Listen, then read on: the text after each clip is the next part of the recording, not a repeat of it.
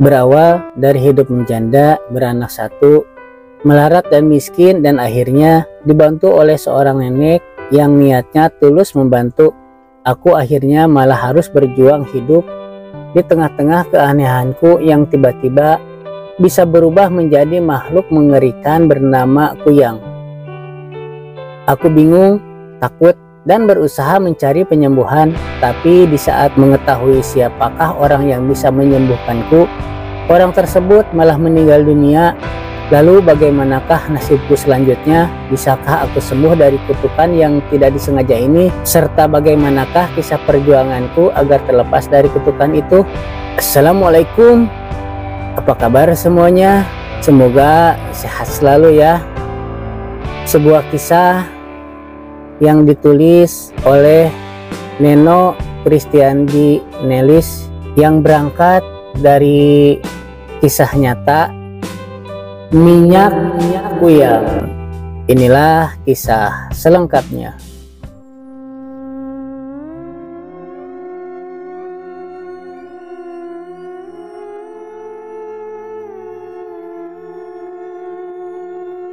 Siang itu, pada tanggal 21 Juni 2010, matahari bersinar terik dan panas sekali.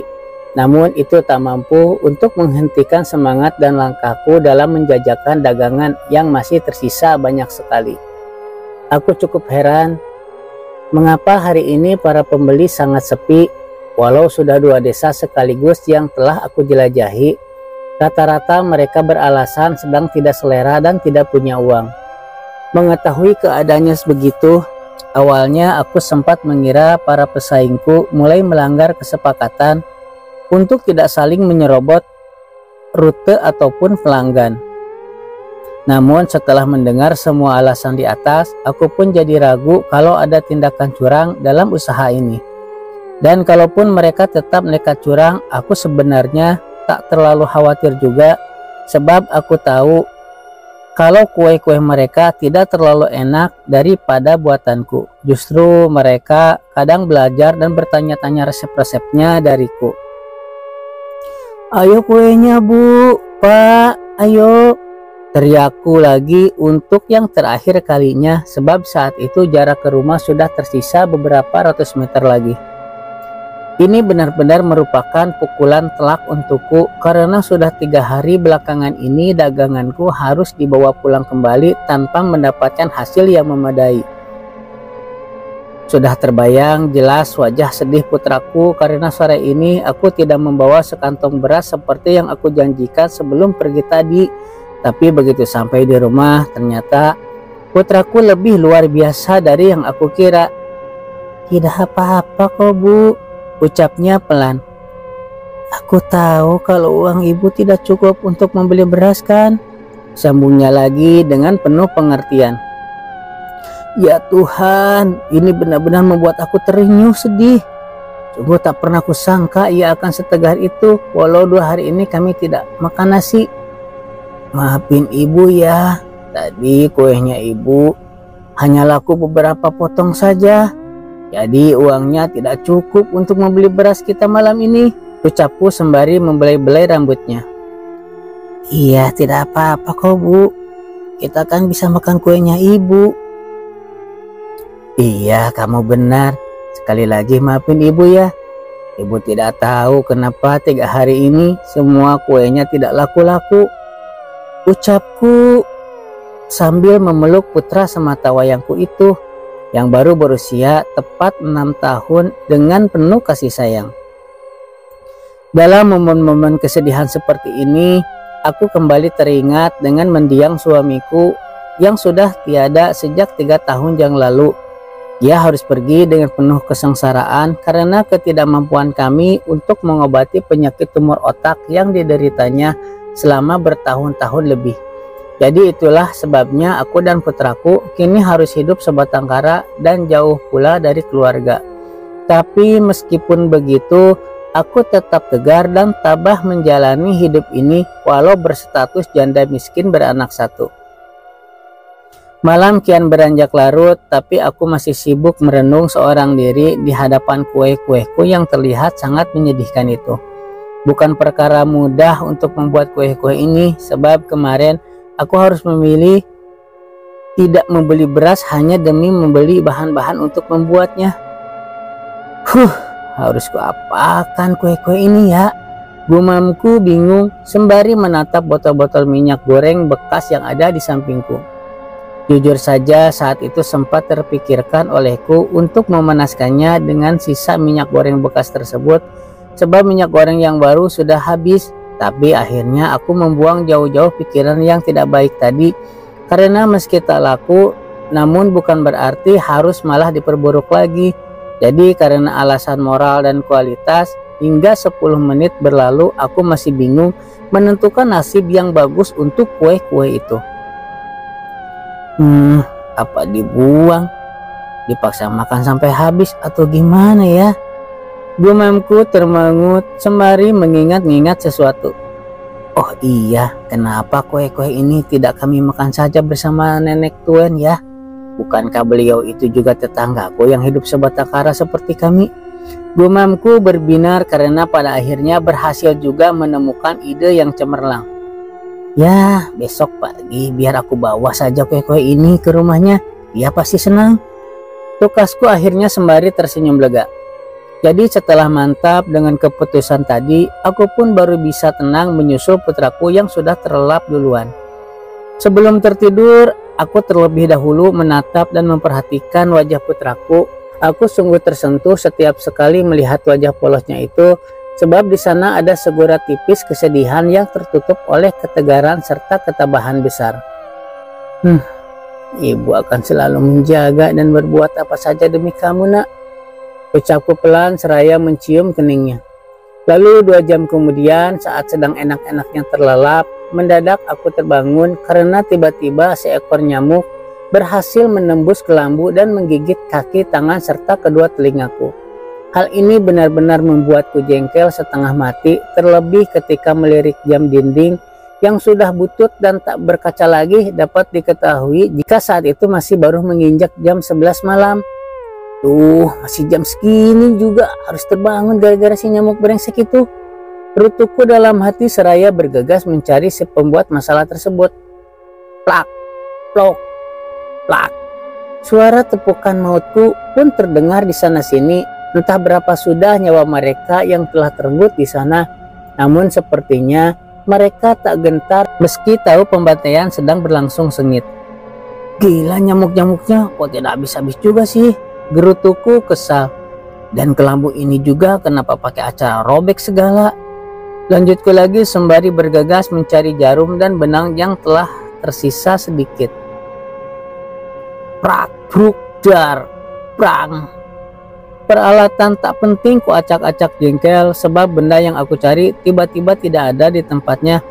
Aku tak bisa menanyakan hal itu kepada putraku sebab aku tahu dia bukan tipe anak yang suka bermain sesuatu yang seperti itu. Ada banyak permainan lain daripada berbuat bodoh bermain-main dengan jarum dan benang, bukan? 5 menit berlalu aku berkecak pinggang di depan meja rias tua sambil mengingat-ingat di mana kedua benda penting itu berada. Aku benar-benar lupa kapan terakhir kali melihat atau memegangnya. Gimana ya? Gumamku pelan. Apa mungkin dibawa tikus? Gumamku lagi seraya melirik perlahan ke arah bawah lemari dan meja. Lalu karena sudah yakin tidak akan menemukannya, akhirnya aku terpaksa kembali ke dalam kelambu. Aku sudah siap kalau malam ini tidak akan bisa tidur dengan nyenyak, dan itu memang terbukti karena sampai jam 2 dini aku masih terjaga untuk menepuk-nepuk nyamuk yang memaksa masuk melewati puluhan robekan kecil dan besar yang ada di setiap sudut kelambu. Sebal, jengkel, dan marah itu sudah pasti. Namun satu hal yang aku herankan, apa yang terjadi dengan putraku? Ternyata ia tidur dengan nyenyak tanpa pernah digigit nyamuk barang sekalipun. Apa dia memakai lotion anti nyamuk ya? Gumamku curiga. Tapi mana tahu dia tentang lotion seperti itu. Apalagi selama ini dia selalu mengurung diri di dalam rumah tiap aku tinggal jualan. Akhirnya hanya aku sendiri yang diganggu oleh nyamuk. Aku kemudian bergegas keluar dan membakar benda apa saja yang tidak terpakai untuk menghasilkan asap. Usaha ini cukup berhasil, nyamuk-nyamuk tadi mulai berkurang dan akhirnya hanya tersisa 1-2 ekor saja. Dan bagi yang masih tertinggal di dalam kelambu, aku yakin sekarang mereka pasti sedang sekarat. Aku kemudian merebahkan tubuhku kembali ke tempat tidur. Mataku sudah berat ingin terpejam, namun sebelum aku terlelap tidur, mendadak kupingku mendengar suara berisik dari arah belakang. Hal ini tentu saja membuat aku tergegas bangun. Tak akan aku biarkan ada tikus yang melahap kue-kueku itu, sentakku sembari melangkah ke dapur dengan menenteng sapu. Namun saat sudah sampai di sana, suara-suara berisik tadi malah muncul dari arah depan. Sontak saat ini membuat aku langsung putar balik dan, "Hah? Apa itu?" sentakku kaget karena bukannya melihat tikus tapi malah sekelebat bayangan hitam melayang menerobos keluar melewati salah satu dinding rumahku yang bolong sebesar bola voli. Aku jelas saja menjadi shock dan penasaran sebab meski dinding itu memang sudah lama bolong, tapi kemarin telah aku tambal dengan kardus tebal. Jadi jikalau tadi ada sesuatu yang berhasil menerobosnya, tentu itu adalah sesuatu yang mempunyai fisik yang nyata. Maka sekarang pertanyaannya adalah siapakah yang menerobos itu? Karena agak janggal jika yang melakukannya adalah kucing atau anjing, sebab mereka tentu tak akan bisa berjalan dengan cara melayang seperti sesuatu yang aku lihat tadi. Fajar telah menyingsing dan hari ini aku memang sengaja tidak berjualan karena tak cukup uang untuk membeli bahan. Jadi setelah sarapan dengan beberapa potongan kue, aku segera membawa putraku berkunjung ke rumah nenek Tuen yang berada tak jauh dari rumah kami. "Kita kemana, Bu?" tanya putraku bingung. "Kenapa kita berangkatnya pagi-pagi sekali?" "Kita akan ke rumah nenek Tuen," sahutku cepat. "Kita kasih kue-kue ini kepadanya." "Kenapa, Bu?" "Karena kita harus baik sama orang-orang yang kesusahan." "Tapi kita sendiri juga sedang kesusahan, Bu." "Justru untuk itulah kita harus tetap berbagi agar kelak Tuhan akan membalaskan lebih kepada kita." "Begitu ya, Bu?" "Iya, ini harus kamu jadikan pelajaran ya." "Iya, Bu." "Bagus, kamu memang harus jadi anak yang baik agar kelak bisa membanggakan ibu." Tukasku penuh harapan. Lalu beberapa menit kemudian akhirnya kami sampai juga di sebuah rumah yang mungil dan sangat sederhana. Rumah itu tak lain adalah milik nenek Tuen yang sengaja dibangun agak jauh dari rumah-rumah warga yang lainnya. "Selamat pagi, Nek," sapaku pelan sembari menghampiri nenek Tuen yang kala itu sedang duduk merenung seorang diri di teras rumahnya. "Selamat pagi juga, Nak Mela. Wah, ada apa pagi-pagi begini kalian datang ke gubuk saya?" sahut nenek Tuen kaget tapi sekaligus senang. "Kami cuma ingin bertamu saja kok, Nek," sahutku menjelaskan. "Oh ya, nenek sudah makan?" tanyaku lagi sembari duduk di sampingnya. "Belum, nenek habis beras." "Oh iya, Nek, kalau begitu kebetulan ini ada kue untuk nenek." "Wah, nenek tidak punya uang." "Ini tidak untuk dijual kok, tapi memang sengaja saya membawakan untuk nenek." "Aduh, Nak Mela baik sekali." "Ah, biasa aja kok, Nek. Saya sengaja membawa kemari karena tidak akan habis kalau kami makan sendiri." "Terima kasih ya, Nak Mela. Saya tidak menyangka kalau masih ada orang yang peduli dengan saya." "Sudahlah, Nek, justru saya yang minta maaf karena baru hari ini dapat melihat keadaan nenek di sini. Soalnya kemarin-kemarin saya agak sedikit sibuk." "Iya, tidak apa-apa, nenek paham kok. Terima kasih, Nek." "Iya, tidak apa-apa, nenek paham kok," kata nenek Tuen. "Oh iya, nenek sampai lupa," sentaknya tiba-tiba. "Mari kita masuk, saya akan buatkan minuman untuk kalian berdua," sambungnya lagi sembari menarik tanganku. "Ah, tidak perlu repot-repot, Nek. Sudah, jangan malu-malu, ayo masuk," desak nenek Tuen. "Ya sudah," angguku tak berdaya dan segera mengikuti langkahnya. Kemudian setelah berada di dalam, nenek Tuen segera mempersilahkan kami duduk di atas tikar yang nampak sudah tua namun masih bersih dan terawat. Selama menunggu, aku tak henti-hentinya mengedarkan pandangan pada setiap sudut rumahnya si nenek Tuen ini. Bukan tanpa alasan aku melakukan itu, sebab menurut kabar yang pernah aku dengar, si nenek Tuen ini konon dulunya adalah seorang mantan dukun beranak yang kaya raya. Semua orang sangat percaya dan selalu meminta pertolongannya, dan juga ia satu-satunya orang yang paling berpengaruh di zamannya. Namun seiring berjalannya waktu, kejayaannya itu pun akhirnya runtuh akibat ketamakan dari suami dan anak-anaknya sendiri. Perjudian, perselingkuhan, dan pengkhianatan akhirnya membuat keluarga mereka jadi kacau balau dan tercerai-berai seperti pasir yang berserakan kemana-mana. Nenek Tuen yang mempunyai sifat baik dan suka mengalah itu akhirnya ditinggalkan hidup sendiri dan sebatang kara. Ia ditelantarkan seorang diri setelah semua uang dan hartanya ludes dibawa kabur oleh suami dan anak-anaknya yang telah berubah menjadi serakah dan durhaka. Nenek tidak kesepian tinggal sendirian di sini, tanyaku dengan hati-hati saat beberapa menit kemudian si nenek Tuen muncul dari dapur dengan membawakan 3 gelas kecil teh hangat di hadapan kami. Kalau Nak Mela tanya tentang itu, jelas saja saya kesepian. Tapi mau gimana lagi, ini kan sudah menjadi takdir saya, sahutnya tabah. Sabar Nek, mudah-mudahan suatu saat nanti anak-anaknya nenek terketuk pintu hatinya untuk menemui nenek, ucapku lagi sembari mengusap-ngusap tangannya yang sudah keriput itu dengan penuh rasa iba. Saya pun berharap begitu, namun sepertinya hal itu tidak akan pernah terjadi karena mereka mungkin sekarang sudah menganggap saya sudah mati. Hush, nenek tidak boleh ngomong begitu. Tuhan itu tidak tidur loh. Nenek serahkan saja semuanya kepadanya. Iya, tapi saya tidak yakin apakah Tuhan akan peduli dengan orang seperti saya ini. Loh, kenapa nenek berpikiran seperti itu? Tukasku. Soalnya selama ini saya sudah lama memugungi Tuhan. Tidak apa-apa Nek, pintu ampunan akan selalu terbuka bagi siapa saja yang percaya kepadanya kan? Iya, kamu benar Nak Mela. Lalu setelah puas mendengar keluh kesahnya nenek Tuen, sekarang giliranku yang menceritakan betapa sialnya aku selama beberapa hari ini.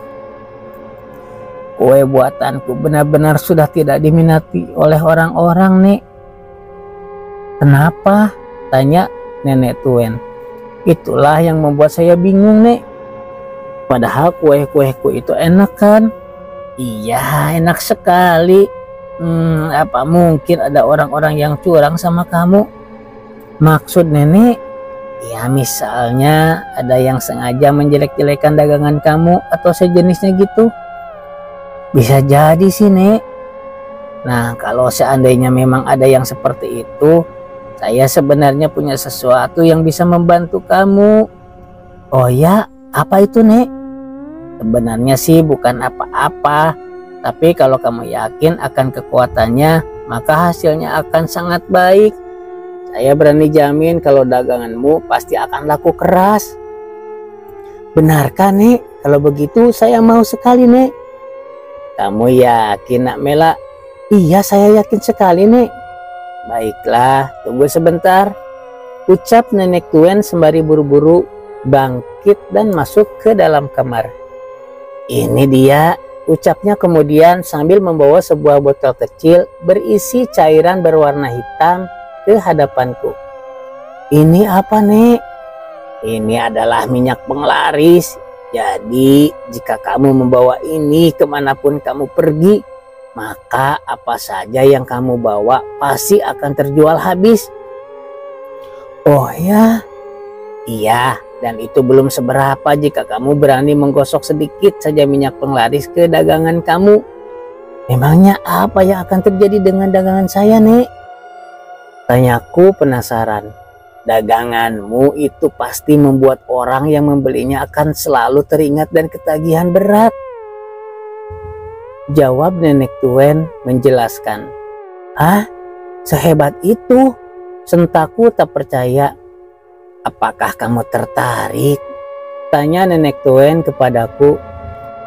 Iya, saya sangat tertarik sekali, Nek. Tapi apakah semua itu akan ada risikonya? Tidak sama sekali, tidak akan ada risikonya, Nak Mela. Nak Mela percaya saja sama saya. Baiklah, Nek, saya percaya. Tapi apakah tidak apa-apa ini buat saya? Lalu nasibnya nenek gimana? Bukankah sebenarnya ini bisa digunakan saja oleh nenek sendiri? Tanyaku kepada Nek Tuen. Saya sudah tua, saya juga pernah merasakan hidup yang kaya raya. Tapi nyatanya itu tidak membuat saya bahagia. Saya malah menjadi sebatang kara seperti ini. Aku hanya mengangguk-angguk pelan. Sebab apa yang nenek Tuen bilang itu adalah sebuah kenyataan. Jadi bila sekarang minyak penglaris itu saya wariskan untuk kamu, itu karena saya merasa bahwa kamu orang yang tepat untuk memiliki minyak itu. Dan selain itu saya juga melihat kamu punya tanggung jawab yang besar untuk putramu ini.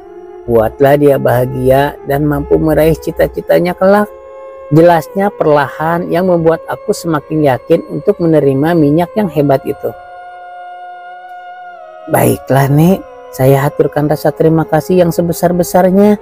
Saya janji jika semua apa yang nenek katakan tadi benar, maka saya akan memboyong nenek ke rumah kami. Biarlah saya menjadikan nenek Tuen sebagai sosok nenek dan sekaligus sosok seorang ibu bagi saya. Ucapku akhirnya sembari memeluknya dengan perasaan yang tulus. Bersambung.